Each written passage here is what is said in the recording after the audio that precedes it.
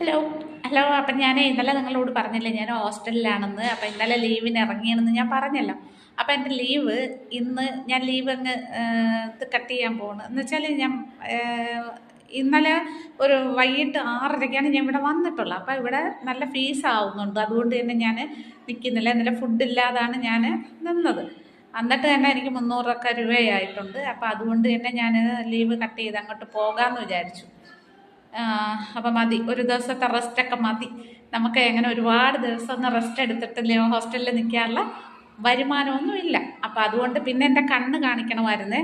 അപ്പം ഞാൻ അഹല്യയിൽ പോയിട്ട് കാണിച്ച് കണ്ണിന് കാഴ്ചയ്ക്ക് കുറവൊന്നുമില്ല. പക്ഷേ ചൊറിച്ചിനുള്ള ഓയിൻമെൻറ്റും കാര്യങ്ങളും ഒക്കെ തന്ന് അതിന് തന്നെ നല്ലൊരു തുകയായി.